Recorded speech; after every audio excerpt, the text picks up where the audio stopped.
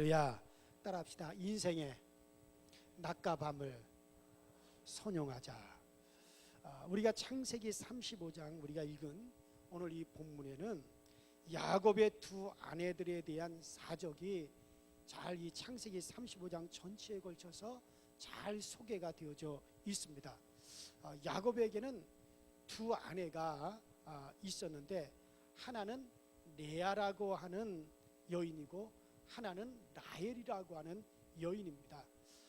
이 레아라고 하는 여인은 안력, 그 시력이 부족하고 인물이 뛰어나지 못하고 그 생긴 것이 아주 못생겼어요.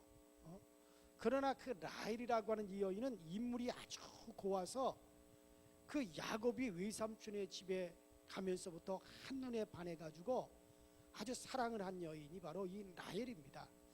그리고 외삼촌에게 내가 7년 동안 외삼촌의 집에서 아무런 보수를 받지 아니하고 내가 열심히 일을 해드리겠습니다. 대신에 외삼촌의 둘째 딸 그 라헬을 나의 아내로 주십시오. 그래서 이 야곱이 동생 그 라헬을 위해서, 그 레아의 동생 라헬을 위해서 7년을 하루같이 머슴살이를 한 것은 그 여인을 사랑하는 까닭에 7년을 하루같이 그렇게 야곱이가 머슴살이를 했다고 합니다. 자, 그래서 이 7년 동안을 다 머슴살이라고 드디어 자기가 사랑하는 여인인 라헬을 아내로 맞이하는 날이 되었습니다. 그래서 그 나라는 이제 그 결혼식을 밤에 해요. 날이 하도 태양빛이 강하고 날이 더워서 결혼식을 주로 밤에 하는데, 밤에 결혼식을 올리고 그리고 그 신랑 신부가 잠을 자는 그 방, 뭐 방이라고 해봤자 뭐 천막과 같은 그런 데죠. 그래서 그 캄캄하게 불을 켜놓지 않고 그 신부가 먼저 신혼방에 들어가서 딱 대기하고 있으면, 그러면 이제 잔치를 다 마치고 춤을 추고 어울리다가 신랑이 그 다음에 그 캄캄한 방에 더듬더듬 하고 들어가서 그 이제 첫날 밤을 치르게 됩니다. 그래서 야곱이가 이제 첫날 밤을 딱 치르고 이제 동이 터서 날이 환하게 밝았어요. 그때서야 비로소 이제 신부의 얼굴을 딱 확인했더니 그 신부가 자기가 그토록 사랑하는 여인인 라헬이 아니라 누구요? 레아였어요.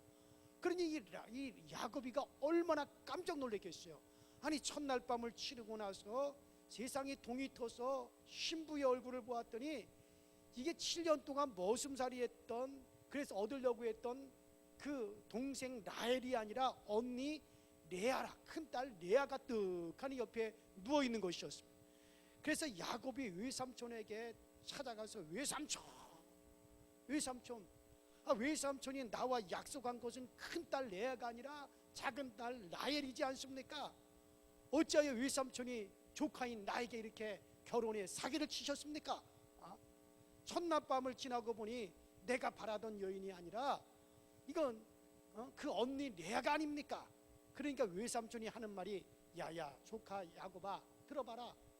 우리가 사는 이 지역은 언니를 놔두고 동생이 먼저 결혼하는 법이 없다. 언니를 놓아두고 작은 딸을 먼저 시집 보낼 수 없는 것이 이 지역의 법이다. 기양에 딸 자식 남에게 주노니 너에게 줄 것이 날 것이다. 그러니 네가 7일만 지내고 다시 혼례를 치러라. 누구하고?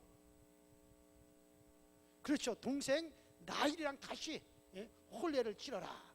네가 바라던 라헬을 내가 너에게 아내로 줄 것이다. 그 대신에 네가 7년 동안을 또다시 나에게 뭐를 해라? 일을 해주어라. 그래 도한 몇 년을 일을 하라는 거예요? 27, 24, 14년을 일을 하라는 거죠. 그래서 할 수 없이 어떻게 해요?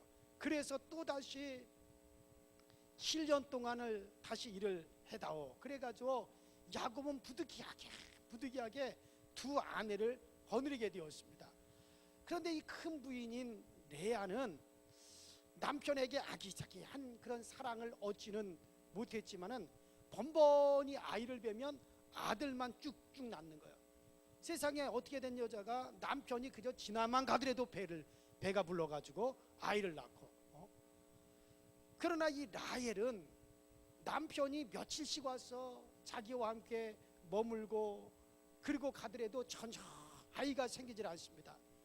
그 언니 레아가 아기를 낳아가지고 둥기하고 아이를 안고 다니는 모습을 보면은 그 남편, 자기가 사랑하는 남편 야곱이가 그 언니가 안고 다니는 아기를, 남편이 그 아이를 고아해하는 그런 모습을 보면서 이 라헬은 심장이 터질 것 같아요. 내가 남편의 사랑은 받지만은 자식을 낳지 못해서 그것 때문에 아주 고통을 겪습니다. 그래 해가지고 자기도 좀 자식을 낳아보려니 자식이 낳아지지 않으니까 자기 몸종을 남편에게 이제 주어서라도 자식을 낳겠다. 그래서 자기의 몸종을 남편에게 주어가지고 자식을 낳긴 낳았어요. 옛날에 이 지역에서는 자기의 몸종을 갖다가 내가 아이를 낳지 못하면 내가 거느리는 몸종을 남편에게 들여보내가지고 대신해서 자식을 얻어요. 그러면 그 자식은 몸종의 자식이 아니라 내 자식이 되는 법이 그때 당시 그 나라의 문화였습니다. 그래서 남편에게 자기 몸종을 주어서 자식을 낳긴 낳았지만은 남편에게 몸종을 빼앗겼다라고 싶으니 마음이 허전합니다. 그러다가 이 레아는 10아들보다도 더 나은 요셉을 얻게 되었고 또 아이를 낳아보려고 힘을 기울이다가 그 노년에 아이를 하나 얻어 태중에 있었는데 그 베델을 향하여서 가는 도중에 그만 노상에서 난산을 하게 돼요. 그래서 노상에서 아이를 낳게 되었는데 너무 노산인지라 힘이 들어가지고 다 죽어가니까 산파가 하는 말이 두려워하지 마시오. 당신이 등남하였소. 그러면서 죽어가면서 그 자식의 이름을 베노니라고 그 아들의 이름을 불러주었어요. 그래서 그 라헬이 이제 베델로 올라가다 길에서 아이를 낳게 되었고 그곳에서 죽자 이제 거기다가 묘비를 쓰고 그곳에 비석을 세웠으니 그 아이의 이름을 나중에는 베냐민이라 했다라고 하는 것이 오늘 우리가 읽은 본문 말씀의 줄거리가 되어집니다. 자, 이 본문 속에서 우리가 이 두 여인 라헬과 이 레아와 이 라헬을 생각해 보면 인생은 낮과 밤이 있어요. 뭐가 있다고요? 낮과 밤이 있습니다. 인생은 분명히 낮과 밤이 있습니다. 우리가 이렇게 살아가는 현실에 이 낮과 밤이 있는 것처럼 우리 인생에서도 낮과 밤이 있는데 우리 인생에서 즐겁고 행복하고 이 즐거움의 시간, 행복한 시간은 이것은 낮이라고 볼 것 같으면 우리 인생에 있어서 괴롭고 고통스러운 시간이 있어요. 그럼 이런 시간을 우리 인생에서 뭐라고 부르면 되겠어요? 밤이라고 부를 수 있어요. 그래서 우리가 이제 우리 현실에서 낮이 있고 밤이 있는 것처럼 우리 인생에도 즐겁고 행복한 시간은 우리 인생에 뭐와 같다? 낮과 같고, 그러나 고통스럽고 괴로운 시간을 보내는 것들은 우리 인생에 뭐와 같다? 밤과 같은 겁니다. 그래서 우리 인생에도 낮과 밤이 있고, 그런데 분명한 것은 낮은 낮대로 의미가 있고 밤은 밤대로 반드시 의미가 있습니다. 그러면 우리가 이것을 잘 조화시키면 낮도 유익하고 밤도 유익하게 되는 거예요. 따라합시다. 낮도 유익하고 밤도 유익하다. 그냥 낮은 행복하고 기쁘고 즐거운 시간이니 그것이 당연히 유익하죠. 그러나 밤, 우리 인생에 고통이 오고 우리 인생에 괴로운 시간이 오는 이와 같은 밤도 잘 선용하면 이것도 우리에게 유익이 온다. 할렐루야. 자, 이처럼 인생에 밤과 낮이 있는 것인데, 그런데 이 두 여인, 오늘 이 레아와 라헬이라고 하는 이 두 여인은 밤을 선용할 줄 몰랐어요. 이렇게 밤을 바꿔가지고 낮을 만들려고 안간힘을 쓰다가 결국에는 희생의 제물이 되어버린 라헬의 모습을 우리가 보게 됩니다. 자, 라헬이 그렇다고 치면 여기서 레아라고 하는 여자, 그는 번번이 남편이 그냥 지나만 가더라도 자식을 낳았어요. 그런 아들을 많이 낳았으나 그 남편의 사랑이 쏟아지질 않았어요. 자식은 많이 낳았지만 남편의 사랑이 쏟아지지 않고 남편이 자기를 바라보고 그렇게 마음껏 웃음을 주지도 않는데, 그 동생 라헬을 바라보고서는 지나가면서 슬쩍 한번 바라보고 활짝 웃어주는 그 남편의 모습 속에서 아이고 나에게 10아들이 있다 할지라도 남편 하나만 같지 않은 것 같아가지고 항상 그에게 있어서 남편은 밤이요 자식은 낮입니다. 그러니까 남편을 생각하면, 남편의 사랑을 받지 못하는 것을 생각하면 괴롭고 슬퍼요. 그리고 그것은 남편은 그에게 밤이에요. 그러나 자식을 갖다 정말 듬직한 아들들을 줄줄이 낳는 것을 보면 기쁘고 즐겁죠. 그것은 이 레아에게 자식은 낮과 같은 거예요. 자, 즐거운 낮이지만 남편에 대해서는 고독하고 괴로운 밤인 거죠. 그래서 이 여자는 남편에 대한 이 불만으로 늘 마음속에 허탈감을 가지고 삽니다. 그런가 하면 동생 라헬은 그 남편의 사랑은 라헬에게 남편의 사랑은 막 쏟아집니다. 그 남편이 얼마나 그 라헬을 사랑하는지, 그 라헬은 남편의 사랑은 쏟아지는데 자식을 낳지 못하니 남편만 만나면 나도 자식을 낳게 해달라고 남편을 꼬집고 남편에게 소리를 바락바락 지르고 야단을 치고 몸부림을 칩니다. 그러면 남편 야곱은 야, 내가 하나님이 주시지 않는 자식을 내가 무슨 하나님이냐, 내가 어떻게 내가 자식을 낳게 내가 만들어내느냐, 하나님이 주어야지 인간인 내가 어떻게 생명을 내가 만들어낼 수 있느냐. 그러면서 자기 부인 라헬을 달래지만 남편의 사랑에 만족이 없고 자식을 못 낳는 것 때문에 이 여자는 남편이 쏟아주는 사랑은 낮인데 자식을 얻지 못하는 그 괴로움을 생각하면 그것은 그에게 밤이었다는 거예요. 그래서 따라합시다. 인생에 밤과 낮이 있다. 그러니까 여러분들도 잘 생각해 보세요. 오늘 말씀을 들으면서 여러분들에게 낮이 있고 밤이 있지 않습니까? 이걸 생각하면 기쁘고 즐겁고 행복한데 저걸 생각하면 마음이 괴롭고 또 그걸 생각하면 마음이 슬프고 그건 분명히 밤이에요. 그래서 우리 인생에 다 낮이 있고 밤이 있단 말이에요. 그런데 여러분 분명히 알아야 될 건 따라합시다. 낮이나 밤이나 잘 선용하면 유익이 온다.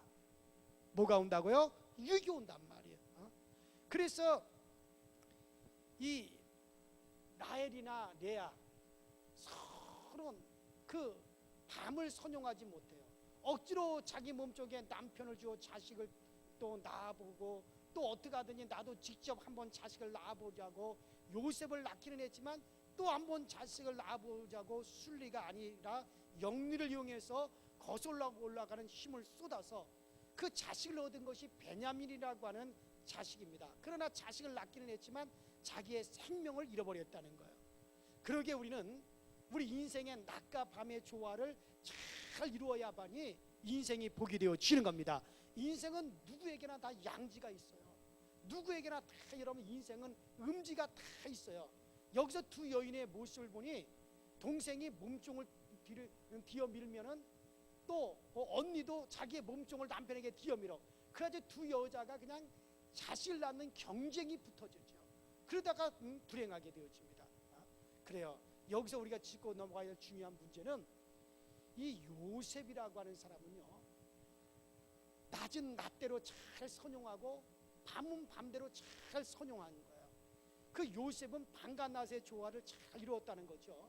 이 요셉이라고 하는 사람은 우리가 잘 아는 대로 이 요셉이 형들한테 미움을 받아가지고 애굽의 노예로 팔려갑니다. 애굽의 노예로 끌려가 그 애굽 왕의 시위대장인 그 보디발 장군의 가정에서 이제 종살이를 하게 되었는데 그 주인 보디발과 그 보디발의 아내가 가만 보니 그 요셉이라고 하는 이가 자기 집에 종으로 들어온 그날부터 시작해서 자기 집에 모든 일이 잘 되어지는 거예요. 모든 일이 막 형통하는 거예요. 범사의 모든 것이 다 너무너무나 잘 되고 자기 집이 막 복이 온다는 걸 알았어요. 저 요셉 때문에 우리 집이 복을 받는구나. 그래서 요셉이 복동이라고 하는 것을 그 보디발 장군이 알았어요. 그래서 이 요셉은 사실 가정의 총이지만은 가정생활의 모든 주도권을 다 요셉에게 다 맡겼습니다. 이때가 요셉에게서는 따라합시다. 요셉에게 낮이었다. 이때는 요셉에게 낮이에요. 그러니까 요셉이 참 인정을 받고 요셉의 가정 총무로서 주인처럼 종들을 갖다가 요셉이 부려가면서 정말 요셉이 그렇게 인정받을 때, 그때는 요셉에게 있어서 그때가 낮이었습니다.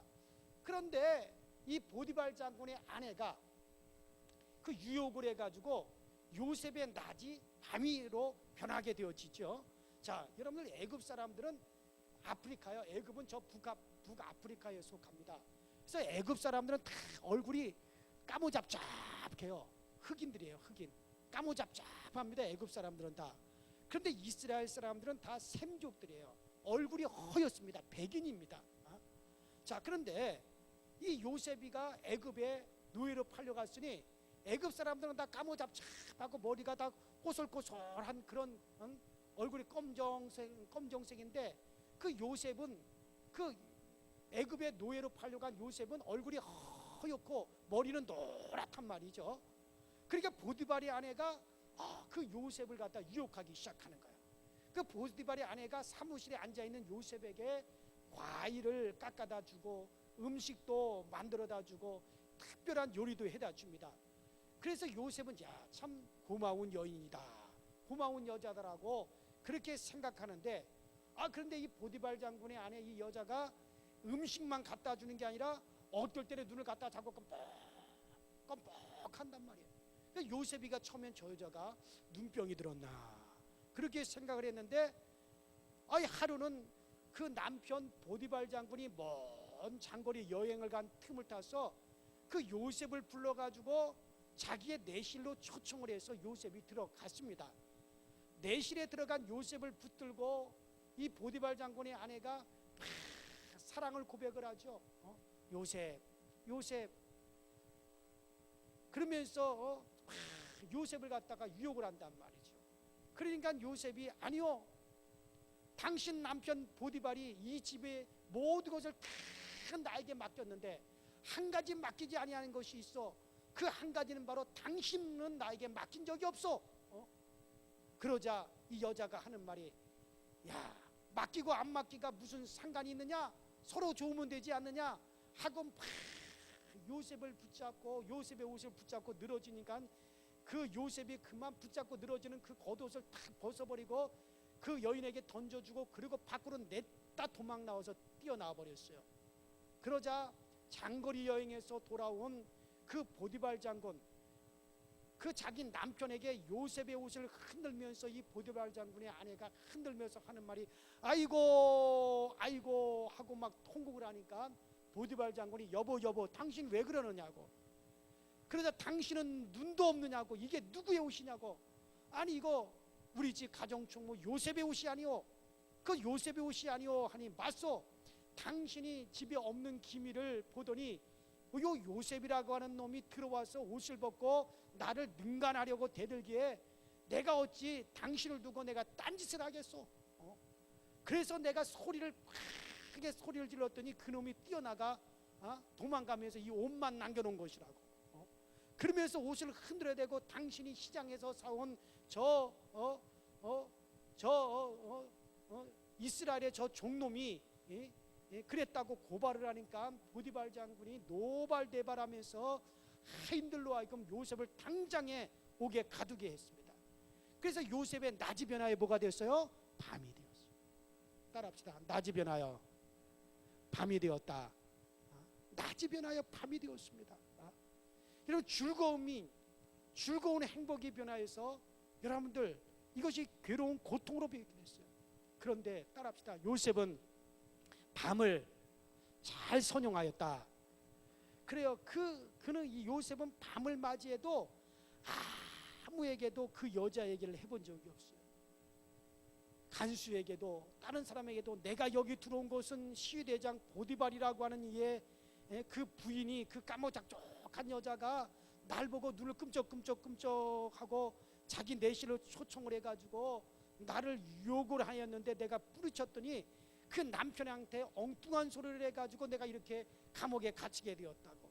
그런 말을 한마디 하지 아니하고 이 요셉은 자기가 감옥에 갇히는 밤을 맞이했지만 그는 그 밤을 맞이해서 하나님 하면서 하나님을 원망하지 않고 하나님 하면서 하나님 앞에 더 가까이 나가는 거예요. 그리고 그 감옥에서도 성실하게 자기 일만 했는데 그 감옥을 다스리는 옥전이 가만 바라보니까는 그 감옥에 있는 모든 죄수들이 다 모두가 얼굴이 다 까무족족하고 머리가 곱슬곱슬하게 생겼는데 그 요셉이라고 하는 사람은 그 외국인이란 말이에요. 얼굴은 허옇고 머리는 노랗고 몸매가 늘씬하고 다른 사람이 볼 때는 아주 달라 보입니다. 그런데 그 감옥은 정치범들을 수용하는 그런 감옥이에요. 그 왕실 옥인이 옥에 갇혀 있는 사람들은 다 모두가 정치범들입니다. 왕의 신하들이 뭘 잘못해가지고 다 감옥에 들어온 그런 사람들입니다. 그래서 이 간수가 잘 됐다.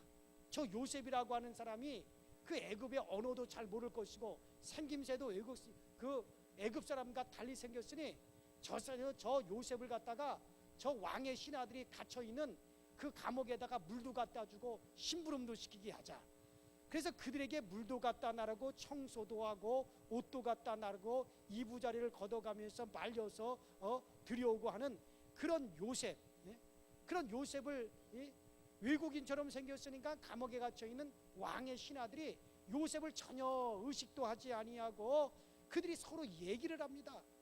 그 소리를 지나가면서 듣고 나오면서 듣고 2년 반 동안 요셉이가 그 감옥 생활을 하면서 그 감옥에 갇혀 있는 왕의 신하들로부터 많은 정치적인 얘기를 들어요. 그래서 2년 반 동안 요셉은 감옥 생활한 것이 아니라 이게 정치 대학원을 졸업한 것과 같아요.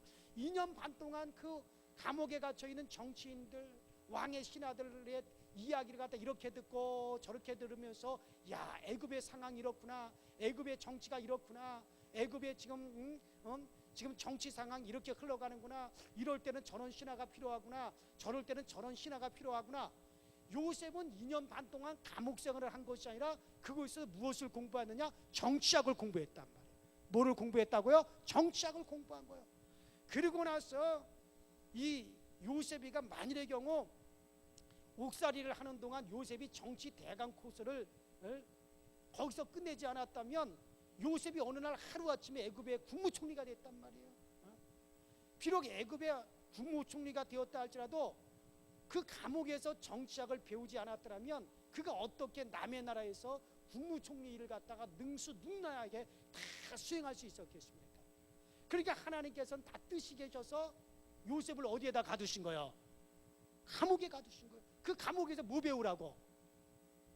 그 감옥에 갇혀있는 왕의 죄수들, 그 정치범들한테 뭘 배우라고? 정치를 배우라고. 그러니까 요셉은 사실 그 밤을 갖다가 잘 선용한 사람이에요. 그래서 성실하게 그곳에서 원망하거나 불평하지 아니하고 비록 그가 감옥에 갇혀 있었으나 그 감옥에서 정말 그곳에서 정치 대강 고수를 다 마친 거예요. 그래서 나중에 어느 한날 갑자기 그가 애굽 나라의 국무총리가 됐을 때 능수능란하게 애굽을 잘 다스릴 수가 있었던 겁니다. 이것은 다 밤을 선용했기 때문에 그래요. 따라합시다. 밤을 선용하자. 그래, 오늘 우리에게요, 다가오는 밤을 잘 선용해야 되는 겁니다. 밤이라고 원망 불평하지 말고 여러분들, 우리는 우리에게 다가오는 밤을 잘 선용할 줄 알아야 돼요. 몸에 병이 들거든 그 병이 든 것 때문에 자기 자신을 잘 겸비하게 검토하고 내가 어떻게 해서 병이 들었는가, 하나님께서 주신 이 몸을 내가 무리한 것인가, 아니면 내가 하나님의 뜻대로 살지 못한 것인가, 아니면 하나님께서 나로 하여금 다른 세계를 준비하고 계시는 그런 과정인가.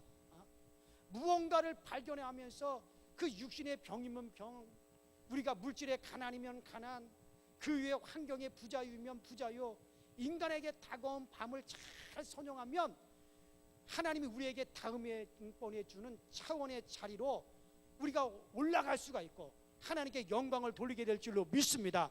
이것이 뭐냐? 밤을 선용하는 자에게 나타나는 거란 말이죠. 제가 전에 목회했던 저 서울연의 그 성동 광진지방 이 성암교회, 그 교회 송영자라고 하는 권사가 있었어요. 제가 그 17년 전에 그 교회를 딱 부임을 했더니 이 그때 당시 송영자라고 하는 집사인데 이 여자는 내가 자기 집에 신방 오기를 그렇게 기다렸대요. 왜 기다렸는가 했더니 자기는 환자라는 거예요. 그래서 무슨 환자냐 그랬더니 암 환자래요. 근데 시시하게 암이 한 가지 암만 있는 게 아니에요. 그래서 무슨 암이 있느냐 했더니 유방암. 그래서 한쪽 유방은 다 도려내 버렸어요.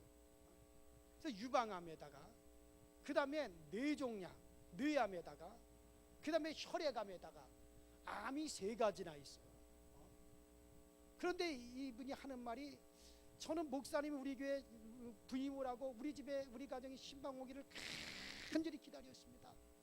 왜 그렇게 기다렸냐면은 목사님이 기도해 주면은 뭔가 되어질 것 같은 그런 느낌이 들었습니다. 그러냐고. 그러면 당신 나와 함께 기도하겠느냐? 기도하겠다는 거예요. 그래서 그때 그 부흥회를 갖다가 제가 21일 부흥회를 했어요. 21일 동안 매일 저녁마다 다니엘 기도회라고 해서 21일 집회를 갖다 매일 저녁 제가 했는데, 그때 그 21일 동안 간절히 이 여인이 기도를 하는데, 이 자기의 삶은 남편은 그저 술이나 먹고 노래방이나 다니고 이 여자 저 이제 훑어나 보고 다니죠. 요거는 인터넷에 올리지 마. 또 그 교회에서 들으면 그 남편 또 총알같이 나한테 찾아올 수도 있어요. 지금은 집사가 됐어요.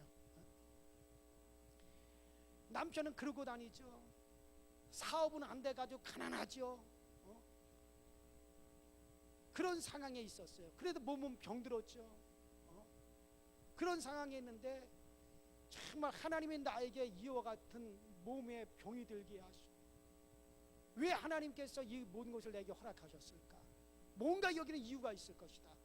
그러면서 21일 동안을 이 여인이 얼마나 기도를 하는지요.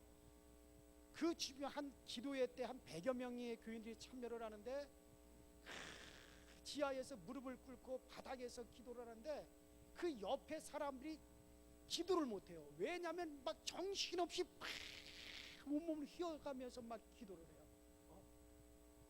나는 그렇게 열정적으로 기도하는 여인 처음 봤어요. 그렇게 간절히 기도하면서 가슴을 치며 회개하며, 또 말씀을 들으며 웃고 깔깔거리다 또 가슴을 치며 회개하며, 그렇게 21일을 보내더라고요. 그러더니 그러고 나서 한 일주일이 21일 집회가 끝나고 한 일주일이 지났더니 전화가 왔어요. 목사님 그래서 왜 그러시냐고. 그랬더니 내가 오늘 삼성병원을 갔습니다. 그 삼성병원을 왜 갔는데요? 내 유방암을 갖다 삼성병원에서 치료를 했다는 거예요. 수술했다는 거예요. 근데 세상에 유방암이 이 암균이 하나도 없다는 거예요. 할렐루야. 얼마나 놀라운 일이에요. 그 다음에 또 일주일이 지났더니 또 전화가 왔어요. 왜 그러냐고 했더니, 목사님 내가 오늘 강남에 있는 성누가병원인가 있죠 왜? 거길 갔는데 거기서 자기가 치료받는 게 뭐냐면 뇌종양, 뇌암을 거기서 치료를 받는데요. 근데 세상에 뇌종양이 없어졌다는 거예요. 여러분들 너무 기가 막힌 건 지금 아멘을 안 하시는데, 제가 교회를 얘기하잖아요. 사랑까지 딱 얘기하잖아요. 왜? 의심되면 전화해봐요. 뇌종양이 없어져 버린 거예요. 그리고 또 일주일이 지난 다음에 삼성병원을 다녀오고 나서 또 전화를 했어요. 왜 그러냐면 거기서 이 혈액암에 대해 치료를 받는데 혈액의 수치가 정상이 되었다는 거예요. 할렐루야. 그러니 암 3가지가 어떻게 됐어요? 다 나아버렸어요. 얼마나 기뻐하는지요. 그래서 지금 17년이 지났어요. 근데 지금까지 너무너무 건강한 거야 이분이. 근데 그 모습을 보며 예수 믿지 않던 남편이 하나님은 살아계시다고, 그러면 그 남편이 그렇게 완악하고 자기밖에 모르던 남편, 이름이 강병포예요. 그 강병포 나중에 이제 세례받고 집사까지 됐죠. 집사가 됐죠. 근데 그 남편이 하나님은 살아계시다고, 그 남편이 예수 믿기 시작하더니 모든 것을 다 정리했어요. 다 정리하고 자기 부인과 함께 예수를 믿는 거예요. 그 다음에 사업이 그 다음에 잘 돼요. 프레스 기계를 가지고 막 그런 바가지 같은 것도 찍어내고 플라스틱 막 제품 막 찍어내는 그런 공장을 했는데, 사업이 잘 돼가 지금 저 하남에다가 공장을 크게 세워가지고요, 얼마나 사업도 잘 되고 집도 사고. 할렐루야. 여러분들 그게 뭡니까? 이분은 밤을 잘 선용했기 때문에요. 뭐를 잘 선용했기 때문에? 밤을. 그가 몸이 병이 들고 사업이 안 되고 가난하게 되고 남편이 곁길로 나가고 그에게 인생의 밤이죠. 인생의 고통이죠. 인생의 괴로운 순간이죠. 그러나 그런 밤을 갖다 잘 선용했단 말이에요. 그 밤을 어떻게 선용했습니까? 여기에도 무엇인가 하나님의 뜻이 있을 것이다. 그리고 하나님께 팍 부르짖다가 보니 여러분들 영적인 세계를 발견했죠. 막 부르짖다 보니 신령한 세계를 보게 되었죠. 부르짖다 보니까 자기 병이 고침을 받았죠. 그러다 보니까는 그렇게 전도해도 안 됐던 남편이 다시 돌아오게 되어서 남편이 예수 믿게 되었죠. 그렇게 하다 보니까 가정이 다시 일어나게 되었죠. 할렐루야. 그런 여러분들, 이건 밤을 선용했어요. 우리도 마찬가지예요. 그러기에 밤은 결코 밤이 아닙니다. 낮을 위해서 준비하는 과정이란 말이에요. 자신을 겸비하게 수양하는 과정입니다. 그래서 그 밤은 우리에게 낮이 오기 위해서 하나의 과정이, 그것이 밤입니다. 밤이라고 하는 것이 잘 지나가야 그 다음에 낮이 오는 거 아니겠어요? 그래요 여러분들, 낮이 오면 일할 수 있는 힘을 저장하는 기간이 밤이에요. 직장에서 어떤 일이 생겨서 내가 밀려나는 일이 생겼다. 물질이 없어서 돌아다닐 수도 없는 그런 처지에 이르렀다. 몸에 병이 들어서 부자유하게 되었다. 이제는 내가 아무런 일도 할 수 없는 그런 처지가 되었다. 여하튼 간에 여러분들의 인생사례가 낮이 변하여 밤이 되었다고 할 때 분명히 그것은 밤으로 끝나질 않습니다. 그 밤을 내가 잘 선용하면, 그러면 그렇게 선용하는 자에게 반드시 따라합시다. 밤이 변하여 낮이 된다. 그러니까 이 밤을 잘 선용할 줄 알아야 되는 거예요. 그 낮을 대비해야 되는 겁니다. 이것이 우리에게 값진 것이죠. 여러분들에게 어떤 때는 우리가 돈이 다 떨어질 때도 있습니다.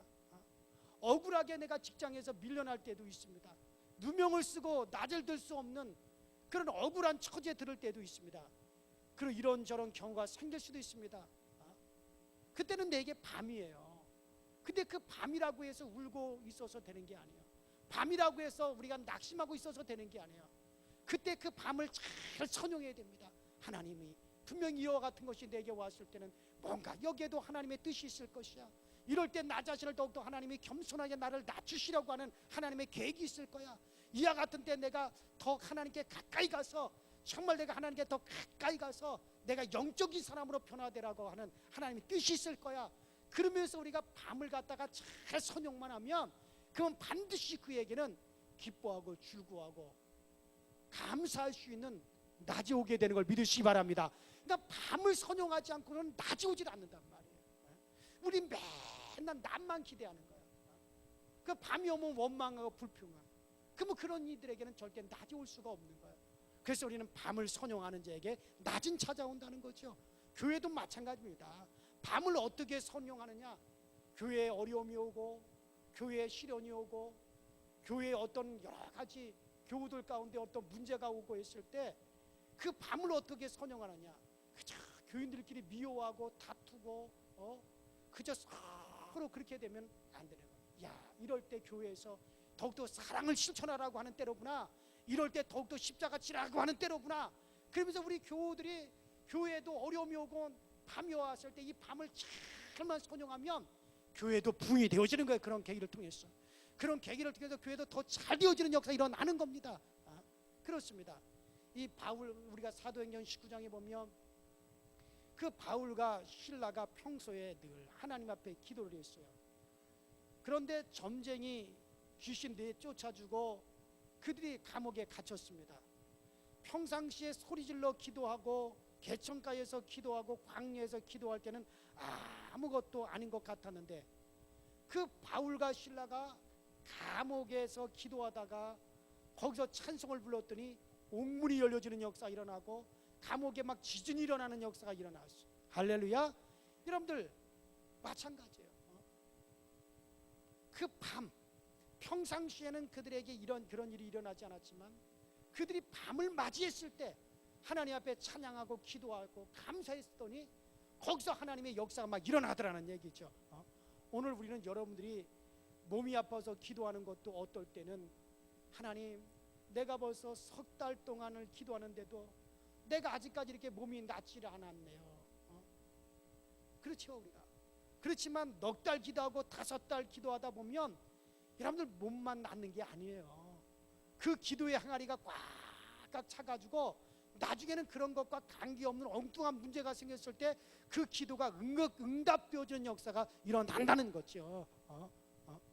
여러분들이 이게 밤이 오거든 밤은 밤대로, 낮이 오거든 낮은 낮대로 의미를 살리시기 바랍니다. 오늘 우리가 본 이 창세기 35장에서 이 라헬과 레아와 이 라헬 둘 다 낮이 있었고 밤이 있었어요. 라헬에게 있어서 남편은 자기에게 낮이야. 남편의 사랑이 쏟아지는 것을 볼 때는 기쁘고 행복해요. 그에게 낮이에요. 그러니까 자식을 생각하면, 자식 못 낳는 것을 생각하면 그에게는 괴로운 거예요. 그에게 고통의 시간이에요. 그건 그에게 밤입니다. 레아도 마찬가지죠. 자식들만 생각하면 기쁨이 오고 행복해요. 자식은 자기에게 낮이에요. 그러나 남편을 바라보면 남편의 사랑이 쏟아지질 않아요. 남편은 자기에 관심이 없어요. 남편의 사랑을 받지 못한다는 걸 생각할 때 그 남편은 그에게 있어서 밤이었어요. 근데 그들은 밤을 억지로 자기들이 낮으로 바꾸려고 애를 쓰다가 불행하게 되었어요. 그 밤이 오거든 밤을 선용할 줄 알아야 돼요. 나에게 지금 밤이로구나. 이 밤에는 내가 하나님을 더 가까이 하라고 하는 뜻이로구나. 이 밤에는 내가 뭔가 나 자신을 겸비하라고 하는 뜻이로구나. 이 밤에는 더욱더 내가 하나님을 가까이 나가는 것 같은 때로구나. 그러면서 겸손하게 밤은 밤대로 잘 선용하면 그러면 그에게 있어서 그 밤이 낮이 되어지는 역사가 일어나는 겁니다. 여러분 그렇습니다. 그래요. 여러분들이 밤이 오거든 밤은 밤대로, 낮이 오거든 낮은 낮대로 의미를 잘 살려야 됩니다. 그렇게만 하면 절대 망하는 일이 없어요. 그렇게 하면 절대 여러분 우리에게 실패하는 일이 없습니다. 그렇게 하면 우리에게 유익이 오게 되어지는 겁니다. 그래서 우리는 언제든지 믿음으로 일어나야 돼요. 제가 지지난주에 우리가 이사야서 60장 1절로 7절에 있는 말씀을 가지고 우리가 사면을 바라보면서 감사를 발굴해야 된다, 그런 말씀을 드렸죠. 우리가 감사를 높이 들고 감격의 찬양을 해야 됩니다. 얼굴에는 희색을 바라야 됩니다. 그러면 우리에게서 어둠이 물러가 버리는 역사가 일어나는 겁니다. 우리에게서 어둠이 반드시 물러가게 되어 있어요. 나간 사람은 돌아오게 되어지는 겁니다. 삐진 딸은 안겨서 돌아오게 되어지는 겁니다. 여러분들 멀어졌던 자식이 품 안으로 돌아오는 겁니다. 그러면서 우리에게 말씀하셨잖아요. 바다의 풍부가 우리에게 돌아오고 열방의 재물이 우리를 향하여 손짓하고, 그리고 스바의 약대들이 우리 들에 편만해지는 역사가 일어나고, 수많은 사람들이 금과 유황을 가져와서 우리 하나님 앞에 내놓고 우리가 손을 잡고 둥실둥실 주름치는 역사가 일어나게 된다고. 이건 누구에게 일어나는 겁니까? 밤을 선용할 줄 아는 사람들. 뭐를 선용할 줄 아는 사람들? 밤을 선용할 줄 아는 사람들에게 이런 역사는 반드시 일어나게 되어지는 겁니다. 사랑하는 우리 교회 여러분들, 오늘 여러분들이 가만히 생각해 보세요. 나에게 있어서 밤이 뭐가 밤인가? 나에게 있어서 그 밤을 나는 선용할 줄 아는 거. 나에게 있어서 낮은 무엇이 낮인가? 밤은 밤대로 내가 선용하고 낮은 낮대로 내가 지금 선용하는가? 내가 억지로 나에게 온 밤을 갖다 낮으로 바꿔보려고 정말 이 라헬이나 레아처럼 그렇게 발버둥치는 건 아닌가? 여러분들 그러지 말고 우리에게 가만 생각, 이것이 나에게 밤이다라고 하는 것이 있거든요. 여러분들 그 밤을 잘 선용하십시오. 오히려 그 가운데서 감사를 발굴해 보시고, 오히려 그 가운데서 하나님 앞에 찬양할 거리를 한번 찾아보시고, 오히려 그 밤을 맞이했을 때 여기에 무슨 하나님의 뜻이 있는가, 이것을 통해서 하나님이 나를 어떻게 이끌어 가시려고 하는가, 그러면서 그 밤을 붙잡고 더 기도하며 하나님에 더 가까이 나가다 보면 반드시 그 밤이 우리에게 낮으로 변하여 우리에게 찾아오는 역사가 일어나는 겁니다. 그럴 때 하나님께 앞에 우리가 더 큰 감사와 영광을 돌리게 되기를 주의 이름으로 축원합니다. 주의 이름으로 축원합니다.